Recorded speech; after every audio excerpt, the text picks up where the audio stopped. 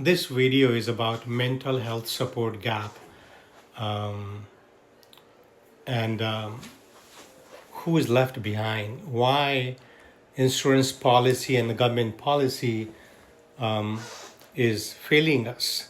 I see those patients every day here. I can only do so much because I am internist. I have to send the patient to mental health people, psychiatrists, psychologists, behavioral therapists, and the fact of the matter is mental health issue is a big problem. 1 in 5 Americans every year, they have a severe mental health issue. But when people reach out for help, too often they find long wait list, unaffordable bills, simply no service at all in some places.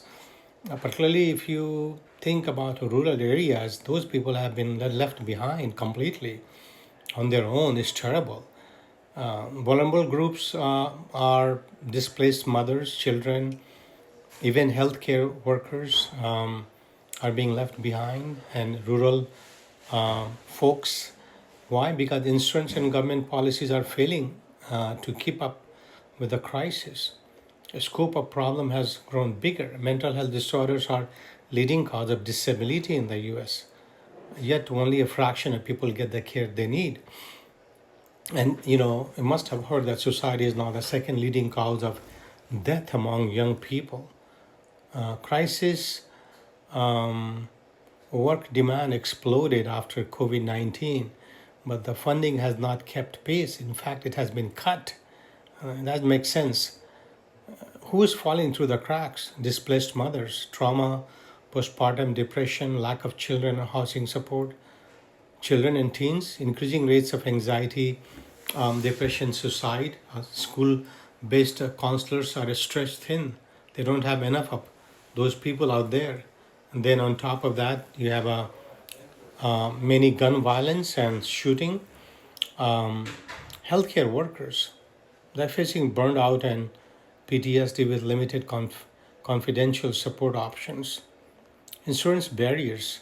Mental health parity law exists, but enforcement is weak. Insurance companies, they often limit therapy sessions, they deny coverage for certain treatment, they have restricted availability of mental health in their benefit documents, have very few or too few in-network providers, so there's a long wait list. High deductibles and copays put therapy out of reach for many families. So policy failures. US spends less than 5% of health budget on mental health compared to much higher spending in other countries or even for other chronic diseases. Workforce shortage. Rural areas have almost no psychiatrist or therapist. It's all telemedicine now. Medicaid and Medicare often reimburse at lower rates, so it discourages many other providers from participating the health plan. Emergency rooms are overwhelmed with the psych cases because outpatient care is underfunded. And so what needs to change? We need a stronger enforcement of mental health parity in insurance. We need increased federal and state funding for crisis centers, school-based programs, and community mental health clinics. We need expanded telehealth coverage permanently. We need to train and fund more mental health professionals, especially in underserved areas. We need more public campaign to reduce the stigma, so people seek the help earlier.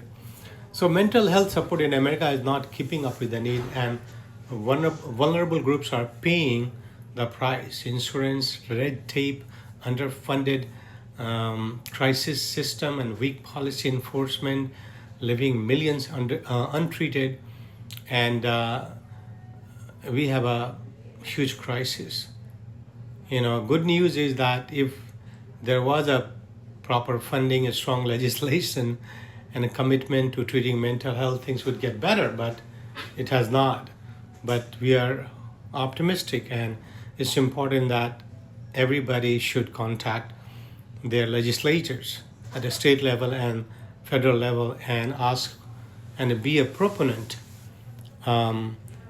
for better mental health care coverage. If you don't speak up and talk to your legislators, nothing going to happen. They need to know that something got to be done. Mental health care is not optional. It shouldn't be optional. It is an essential part of your health. So thank you for watching.